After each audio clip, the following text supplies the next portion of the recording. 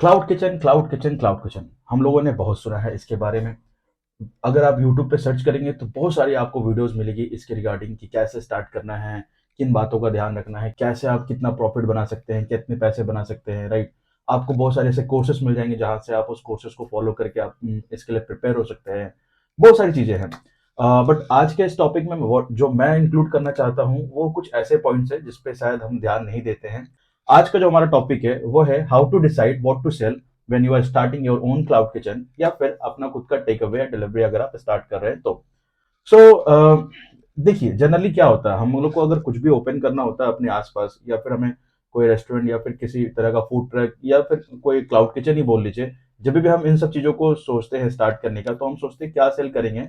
और इसके लिए हम क्या करते हैं कि अपने आसपास के एरिया में हम लोग देखते हैं कि किस किस तरह की चीजें अवेलेबल है और क्या अवेलेबल नहीं है। उसके बेस पे हम लोग जो है डिसीजन लेते हैं। कैफे और रेस्टोरेंट की बात अलग है, बट जब आप क्लाउड किचन ओपन कर रहे हैं तो उनमें ये चीजें बहुत ज्यादा ही टिपिकली और बहुत ज्यादा पर्टिकुलर तरीके से आपको देखनी होगी कि आप क्या बेचना चाह रहे हैं, राइट। तभी आपका पैसा जो है इसमें बन पाएगा। आज मैं 4 पॉइंट आपसे डिस्कस करने जा रहा हूँ कि कैसे डिसाइड करें कि आपको क्या बेचना चाहिए, राइट, अपने क्लाउड किचन पे या फिर अपने टेक अवे एंड डिलीवरी वाले स्टोर पे। पहला पॉइंट जो है वो है डील इन वन कैटेगरी।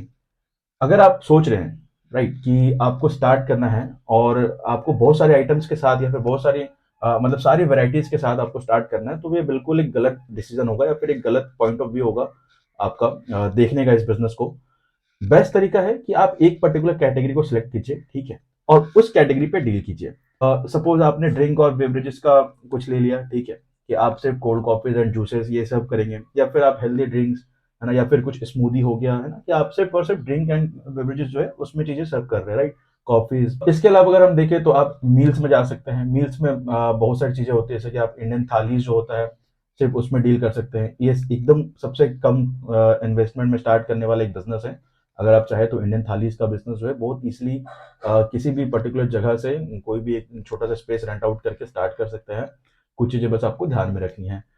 इसी के साथ साथ मील्स में आपका बिरयानी भी आता है, राइट। बिरयानी एक खुद में अपना एक मील्स है पूरा का पूरा। उसको भी आप लाइक इजी टू सर्व है ना। उसमें आपको बार बार मेहनत नहीं करनी है, एक बार वो बन के आता है बल्क में, एंड देन फिर वो आपको सिर्फ एंटायर डे सर्व करना होता है, right. Cloud kitchen, take away या डिलीवरी में पैकेजिंग भी एक बहुत बड़ा रोल है, ठीक है। पैकेजिंग का अपने आप में एक बहुत बड़ा रोल है। और फिर जो वो पैकेजिंग की चीजें आपको रखनी पड़ती है अपने स्टोर पे, जो स्टॉक करना होता है, वो जो परचेजिंग होता है, वो भी एक अपने आप में बहुत बड़ा रोल प्ले करता है। तो अगर आप एक पर्टिकुलर कैटेगरी लेके चलेगा तो उसमें ये बेनिफिट होगा आपको कि जो पैकेजिंग आप ले रहे हैं वो भी आपको एक पर्टिकुलर कैटेगरी या फिर एक पर्टिकुलर आइटम के लिए लेना पड़ेगा।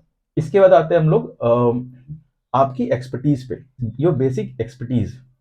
सो जो भी कैटेगरी आप डिसाइड कर रहे हैं, मेक श्योर कि आपका उसमें कुछ एक बेसिक सा एक्सपर्टीज हो, थोड़ा आपको उसके बारे में नॉलेज हो। अगर नहीं है तो सीख लीजिए, ठीक है। अगर कोई पर्टिकुलर एक कोई ऐसी कैटेगरी है कि बर्गर, सपोज आप बर्गर बेचना चाहते हैं, राइट, तो आप देख लीजिए, यूट्यूब चेक कर सकते हैं कि कैसे बनता है या फिर किस किस इंग्रेडिएंट्स का इसमें इस्तेमाल होता है, या फिर आप अपने आसपास के जो रेस्टोरेंट है वहां पे कांटेक्ट बिल्ड कीजिए। वहां जाइए, मिलिए उन लोगों से, उनके किचन में जाइए, देखिए कि काम कैसे होता है, कैसे चीजें बनती है। ये आपको बहुत हद तक एक हेल्प करेगा इन सब चीजों को डिसाइड करने में।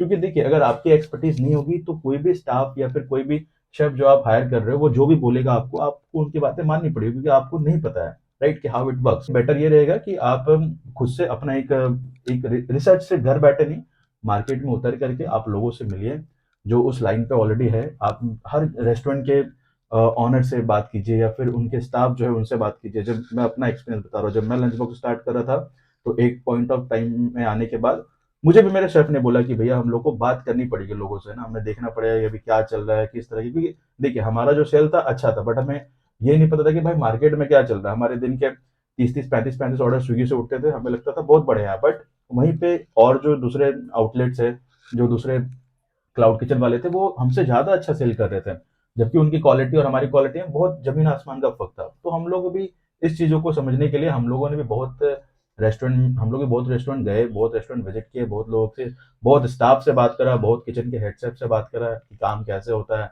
राइट। वहां से बहुत सारी चीजें सीखने को मिली हमें कि कैसे ये लोग कॉस्ट कटिंग करते हैं, राइट। वेस्टेज जो है उनका, वेस्ट मैनेजमेंट कैसे होता है इनका, है ना, कम से कम वेस्ट में ज्यादा ज्यादा प्रोडक्शन कैसे करते हैं। तो ये सब चीजें रेस्टोरेंट में बहुत मैटर करता है। थर्ड आते हैं एसओपीज।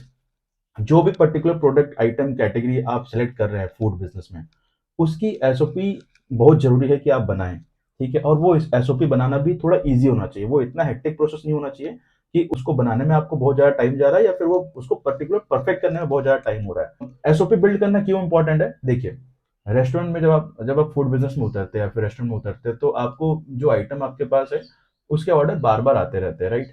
अभी सपोज़ आपके पास एक शेफ़ है जो बहुत अच्छा खाना बनाता है, वो कुछ दिन तक काम किया और अभी उसके कारण बहुत अच्छा फुटफॉल आपके रेस्टोरेंट में हो गया।